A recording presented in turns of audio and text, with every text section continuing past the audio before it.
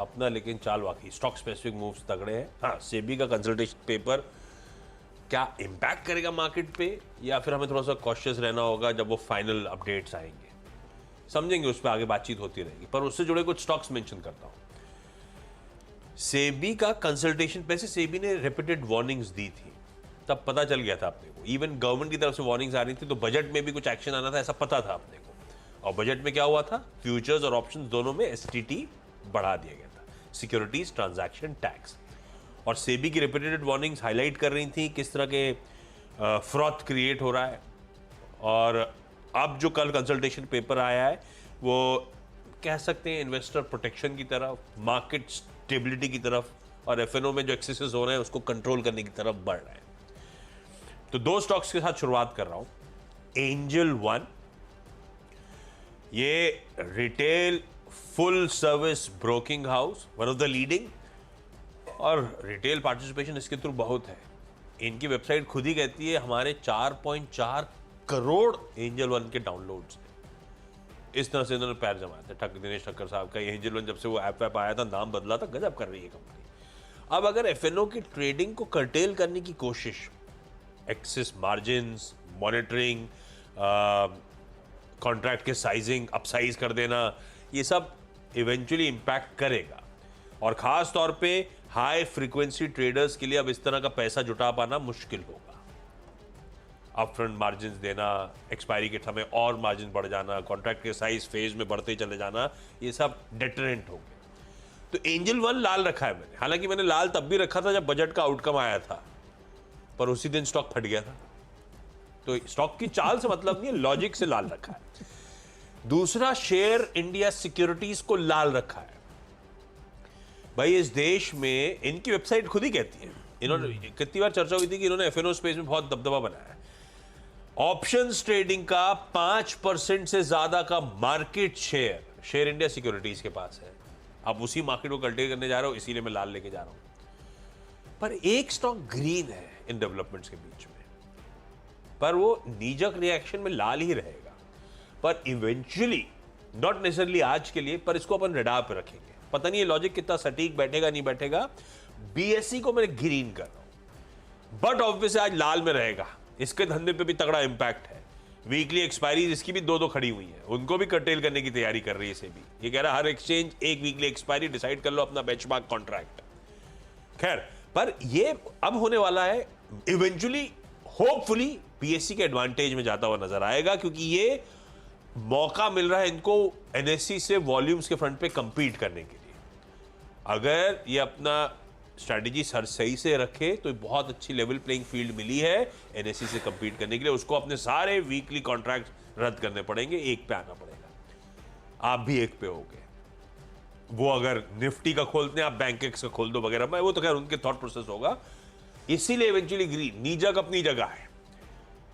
पर आज सिर्फ लॉजिक से चल रहा हूं। आज तो मेरे ख्याल से अक्रॉस द बोर्ड हो सकता है सब लाल ही लाल। 3 हो गए। 3 हो गया। चलो फटाफट 3 मैं भी बताता हूँ आपको। एक तो बिल्कुल जो अभी आशीष ने कहानी सुनाई थी लंबी, उसी में जोड़ लीजिएगा 5 पैसा। 5 पैसा कैपिटल, डिस्काउंट ब्रोकिंग है, काफ़ी ज़्यादा क्लाइंट इनके पास भी हैं, तो इसको मैंने रेड में रखा है। कहानी बिल्कुल वही है। दूसरा स्टॉक है मोइल। नंबर बहुत अच्छा है, प्रोडक्शन बहुत ही बढ़िया है। रेवेन्यू कितना आया, 492 करोड़ का, जो कि पिछले क्वार्टर में 425 करोड़ था, उससे पिछले एक साल में 389 करोड़ था। मुनाफा 152 करोड़ है, 86 करोड़ से बढ़ के, और लास्ट क्वार्टर में 91 करोड़। नंबर बहुत स्ट्रांग है, प्रोडक्शन भी बढ़ के आया है। तीसरा स्टॉक इंडिया मार्ट, इसके भी नंबर बहुत अच्छे आए हैं। मार्जिन 27 से बढ़ के 36%, और मुनाफा 83 से बढ़ के 114 करोड़ आया है, और रेवेन्यू 282 सामने 331 करोड़। नंबर अच्छे हैं, तो इंडिया मार्ट को भी ग्रीन में लेके चलो। पीएनबी हाउसिंग फाइनेंस कल लार्ज ट्रेड था। कार्लाइल ने, जैसा आवाज ने बताया था, 2,500 करोड़ रुपए का माल बेचा। गवर्नमेंट ऑफ सिंगापुर ने 61 लाख शेयर्स के ऊपर खरीदे। आदित्य बिरला सन लाइफ ने 29 lakh shares, DSP BlackRock, HSBC mutual fund, ICICI Prudential, monetary authority of Singapore, इन सब ने खरीदारी करी है। इसको ग्रीन रखता हूं। वेदांता पहले लगा एक टैक्स डिमांड ऑर्डर आया आईटी डिपार्टमेंट का 1280 करोड़ का, तो मैंने सोचा लाल रखूंगा। पर रग फाइनली ग्रीन दिया क्योंकि उसी के बाद अपडेट आया कि डीमर्जर स्कीम की फाइलिंग जो हुई थी उसको सारे सिक्योर्ड क्रेडिटर्स से मंजूरी मिल गई है 75%। डीमर्जर इनके लिए बहुत फेवरेबल है, इनका कॉर्पोरेट स्ट्रक्चर सिंप्लीफाई करेगा, इंडिपेंडेंट बिजनेस में तवज्जो होगा, स्ट्रीट रडार पे रखी हुई है। मैं वेदांता को ग्रीन ले जा रहा हूं, लेकिन दोनों तरह की खबरें तो बहुत ज्यादा मूव आएंगे नहीं स्टॉक में। और टोरेंट पावर के अच्छे नंबर्स के चलते इबीटा 56% बढ़ा, मार्जिन 400 बेसिस पॉइंट्स का इंप्रूवमेंट, मुनाफा 87% का जंप, ग्रीन कर दिया, अच्छे हो गए। ओके, तो हमारा फिर चौथा स्टॉक जो है वो है जॉनसन कंट्रोल।